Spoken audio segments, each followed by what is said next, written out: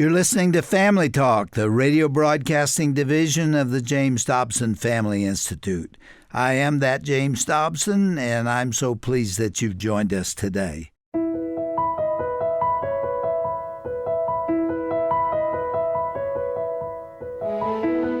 Hello, everyone, and welcome to Family Talk, the radio division of the Dr. James Dobson Family Institute. On behalf of everyone here at the JDFI in Colorado Springs, I'm Roger Marsh. Thanks so much for joining us today for this very special edition of Family Talk. Now, as you may know, Dr. Dobson remains on a writing assignment. He'll be joining us back on the broadcast very, very soon. In his place, we are pleased to offer you our own Dr. Tim Clinton today, who recently sat down with the preeminent Christian relationship counselor, Dr. Gary Chapman. Our guest, Dr. Chapman, is a sought-after speaker, counselor, church leader, and New York Times best-selling author. He is the author of The 5 Love Languages, which has sold over 15 million copies in English alone. It's also been translated into 50 different languages. Gary Chapman has a passion for people and helping them form lasting relationships. He's been directly involved in family counseling since the beginning of his ministry, and his nationally syndicated radio program airs on the Moody Radio Network and its over 400 affiliates. Dr. Chapman spoke with Dr. Clinton about the 5 love languages in the context of marriage and raising kids. Dr. Chapman's assessment of the importance of the 5 love languages in relationships is this: what makes one person feel loved doesn't always make the other person feel loved. Let's listen now to this very important conversation.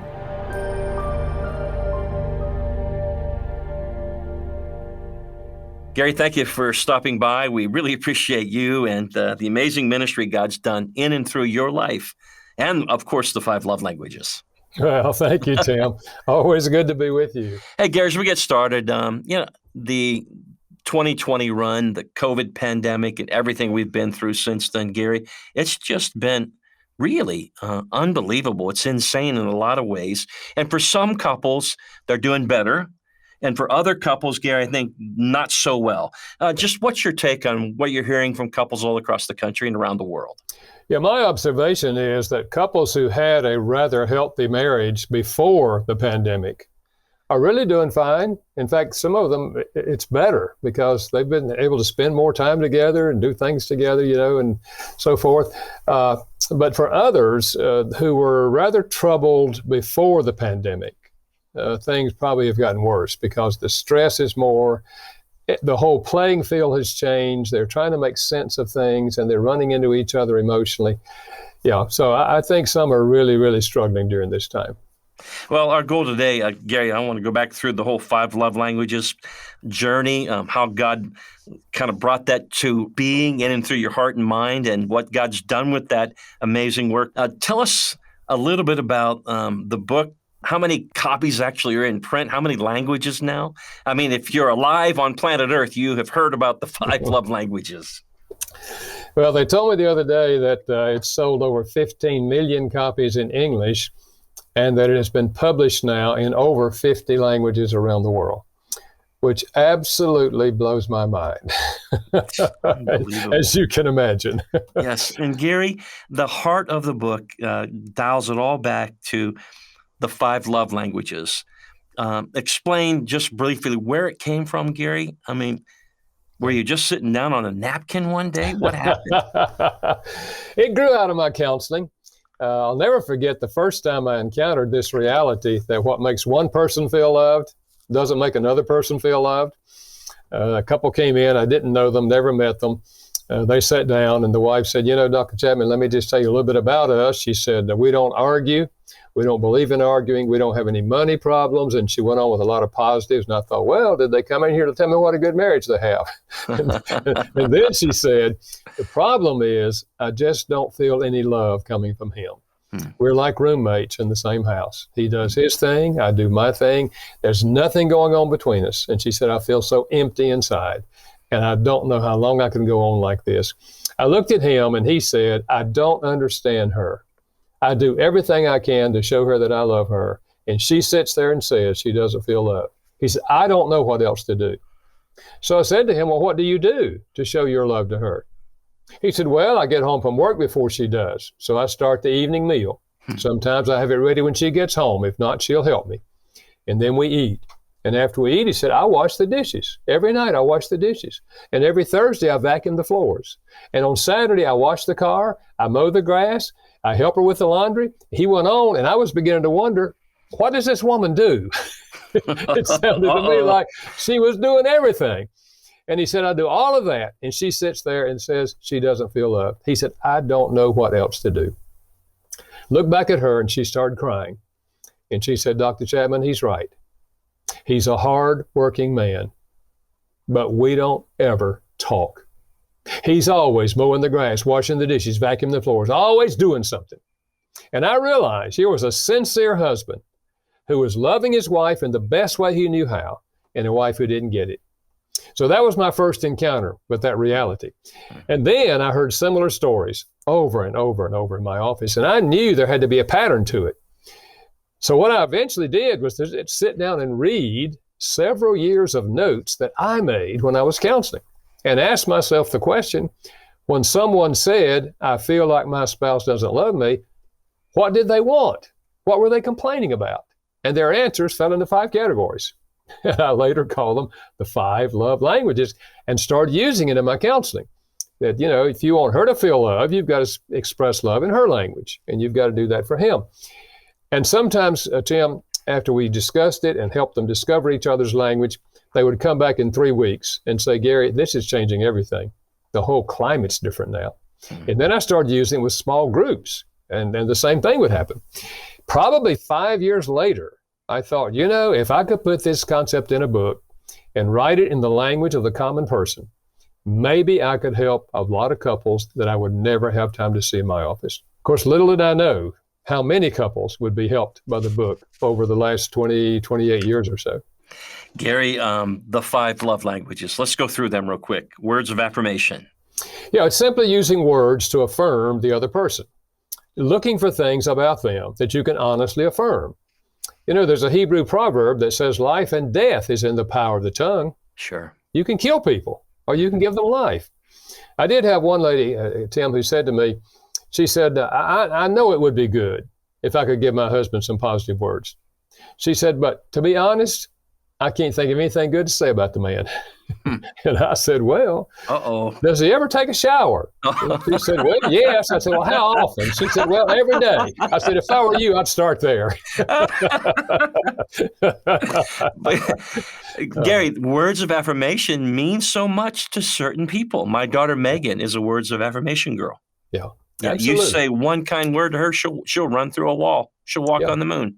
And conversely, if you give her or anyone with this language a negative word, a critical word, a harsh word, it's like a dagger in their heart. Yeah, it really just strikes death to them. So, yeah, words of affirmation. That's the first one. Quality time. Quality time is giving the other person your undivided attention. I do not mean sitting down and watching television together. Someone else has your attention. I'm talking about the TV's off, the computer is down, you're not answering your phone, you're looking at each other, you're listening, you're responding back and forth, and having a dialogue together. Quality time. It doesn't always mean that you're sitting down and talking. You could take a walk down the road together and talk, or go out to eat and talk.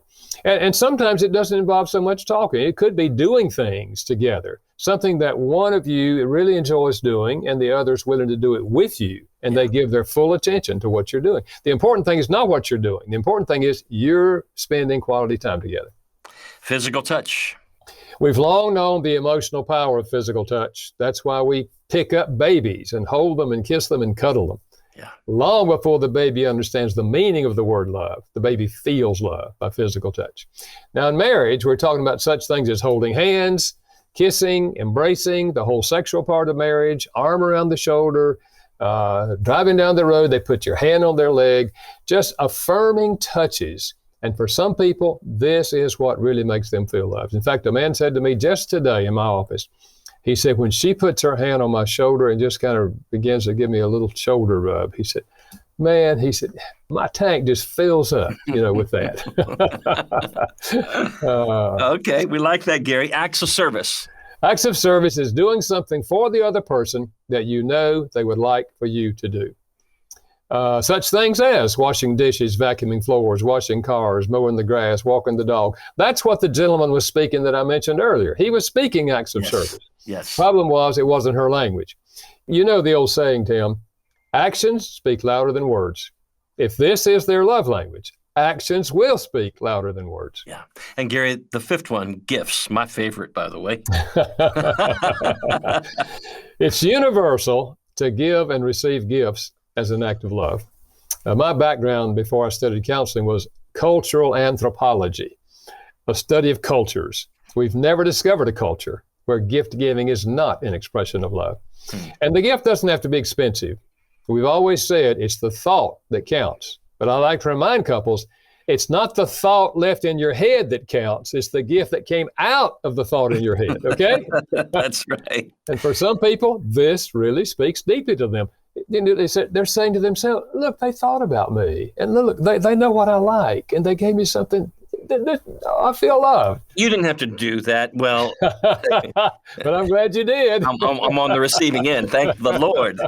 Gary, all five of them are important to a relationship. Yes. And so we're to love both in word and deed, as the scripture says. In other words, we should be giving ourselves to all these, but you're saying everyone has a primary love language that kind of indicates how they love and they want to be loved. Yeah. Am I right? Yeah, and I'm glad you mentioned that, because sometimes people think, well, you only have to speak their primary language. And I say, no, you give heavy doses of their primary language. You sprinkle in the other four for extra credit. But if you don't speak their primary language, they will not feel loved, even though you're speaking some of the other languages. That was the problem with the lady I mentioned earlier. You see, he was speaking one of these languages strongly, acts of service, but it wasn't her primary. And she appreciated all those things he was doing, but they really didn't communicate love to her in a deep way. So in other words, just to reemphasize that, you can be loving someone with everything you've got, and they don't know that you love them. Yeah, they won't feel loved. Yeah, absolutely. It's really addressing that deep emotional need that we have to feel loved by the significant people in our lives. Almost everybody agrees that's one of our most significant needs, emotional needs, is the need to feel loved. You bet, to love and be loved. Yeah. Gary, whose responsibility is it then? She should figure out what my love language is and love me.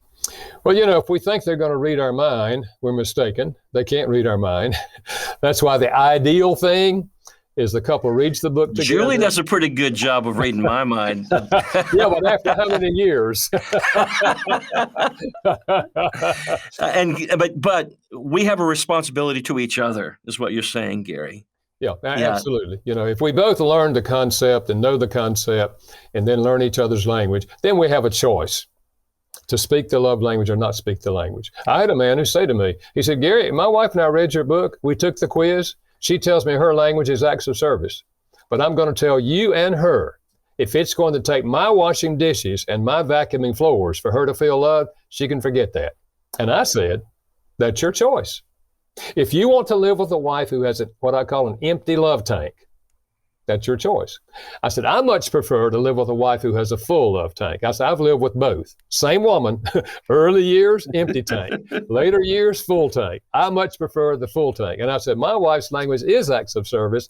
And that's why I do wash dishes. I do vacuum. I do take out the trash. And she tells me I'm the greatest husband in the world. And my language is words of affirmation. There's something about happy wife, happy life too, Gary. Absolutely. Gary, kids, let's go to our children just for a moment, because one time when you and I were talking, the light really went on for me here. And that was, we often hear people say, I love my kids the same, but we can't love our kids the same because our kids give and receive love differently. And so they need love differently. You don't love them the same. I know what we're trying to say. I want to love them with everything I've got out of my being, but you can be loving in the best way you know how, Tim, and Megan will feel very loved and Zach will not feel necessarily loved because they're very different. Right. If you try to express your love in the same way to each child, then one of them will feel loved and one of them will not feel loved, depending on which one you spoke their language to. I remember a parent who said to me, she said, Gary, I'm going to tell you, your book on the 5 love languages of children absolutely helped us. We have 2 daughters. and they're only like a year apart. And she said, when we would go on a trip, my husband and I, we would always buy each of them the same gift. If it was a teddy bear, we'd buy 2 teddy bears, just different colors. One of them would just ooh and oh, I'm so happy. Oh, I love this. She'd give the teddy bear a name. She'd show her grandmother when she came over, come and see my teddy bear. The other one would say, oh, thank you. And she'd throw it over on the bed. And we felt, well, she doesn't have gratitude. She doesn't appreciate it. Yeah, she doesn't appreciate it. We read the book and realized her language was quality time.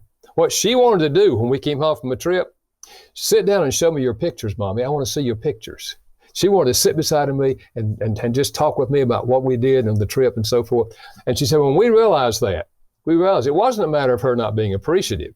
It was a matter of we weren't speaking her language. And the reason the other girl was so excited is that was her language. So understanding the difference in each child's language can make you a success or a failure in terms of meeting that particular child's need for emotional love.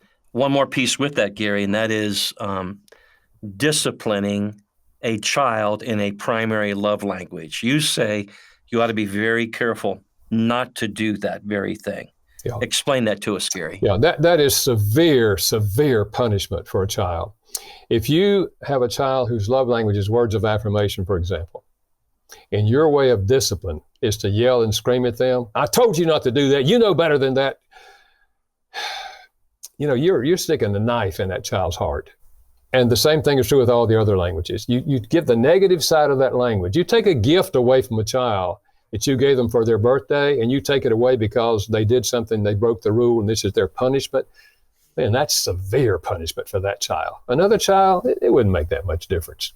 So understanding the love language will help you be better in your discipline. The other thing I would say about discipline, whenever you can wrap the discipline in the child's love language, it's far more effective. For example, let's say the rule is you don't throw the ball inside the house. If you do, the ball has to go in the trunk of the car for 2 days. If you break anything, you'll have to pay for it out of your allowance. Okay? You got the rule?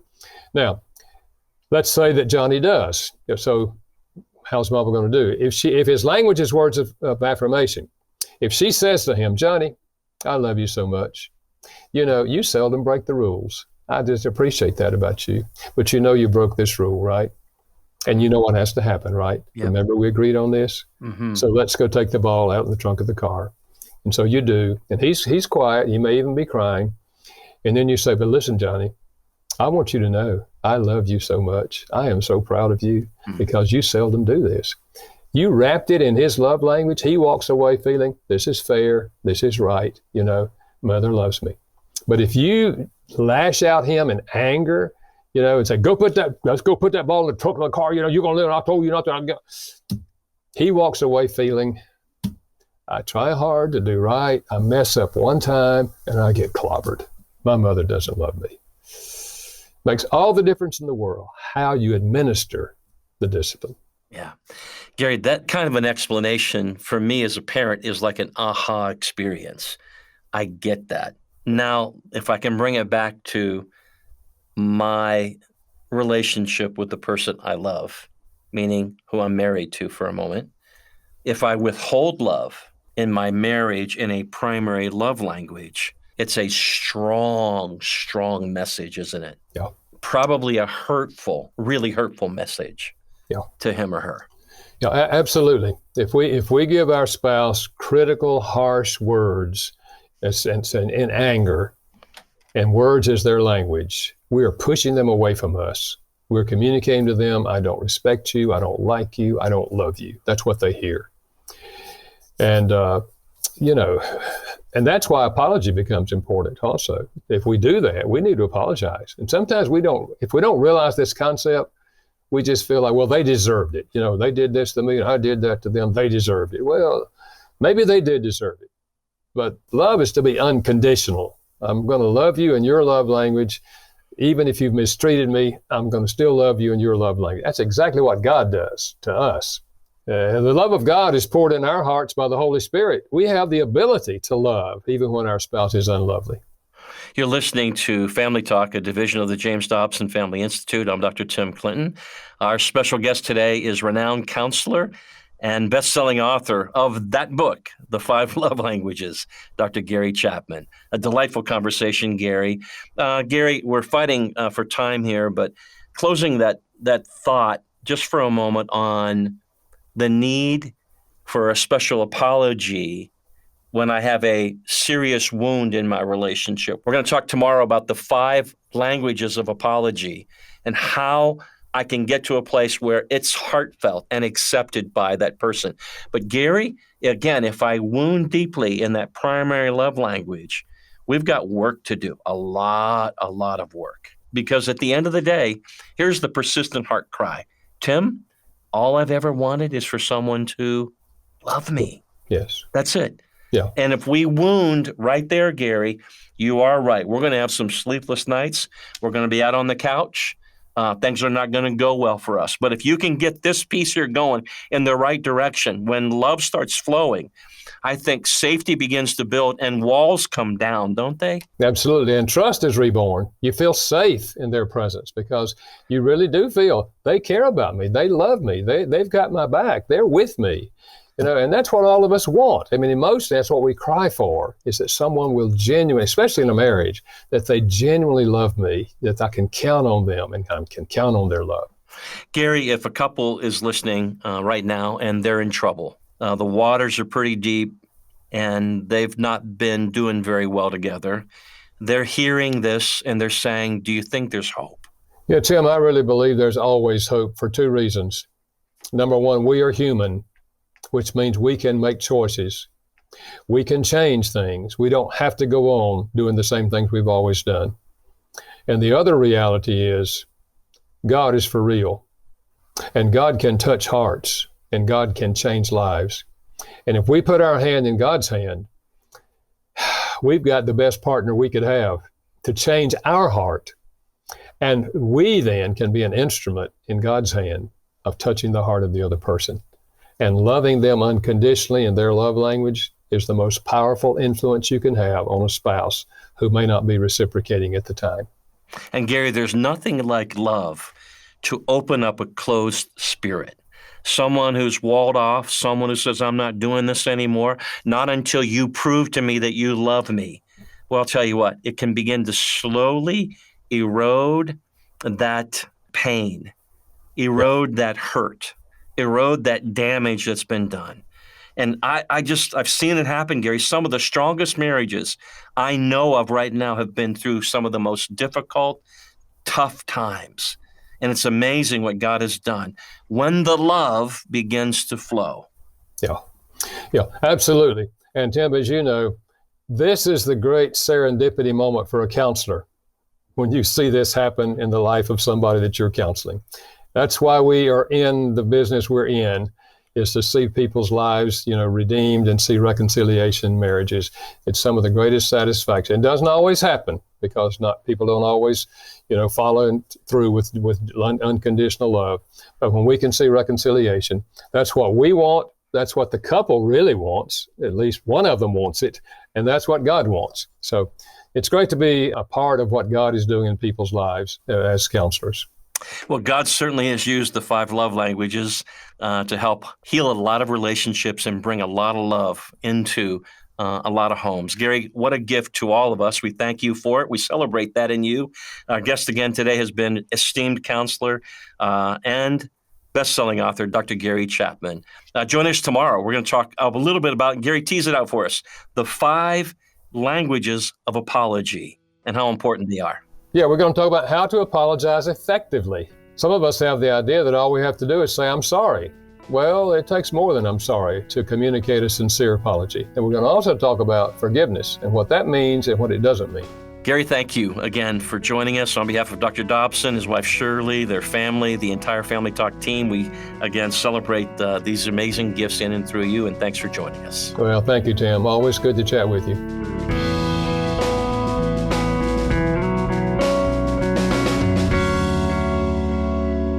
Well, we hope you've enjoyed the first half of Dr. Tim Clinton's conversation with renowned author and family counselor Dr. Gary Chapman. Gary's book, The 5 Love Languages, has impacted millions of lives all around the globe since it was first published nearly 30 years ago, and it continues to be a bestseller. To learn more about Dr. Gary Chapman or any of his books, including The 5 Love Languages, visit our broadcast page at drjamesdobson.org. That's drjamesdobson.org/broadcast. If you have any questions about the ministry of Family Talk, why not give us a call? We would love to answer those questions or just pray with you. No matter what time of day, we are here for you. Call us at 877-732-6825. That's 877-732-6825. Now, be sure to join us on tomorrow's broadcast as Dr. Clinton and Dr. Gary Chapman will discuss when you need to apologize in relationships and how you should go about doing that. They'll also tackle the subject of forgiveness, what it is, and maybe more importantly, what it isn't. I'm Roger Marsh. From all of us here at Family Talk, thanks so much for listening and making us a part of your day. God's blessings to you all, and be sure to join us again next time.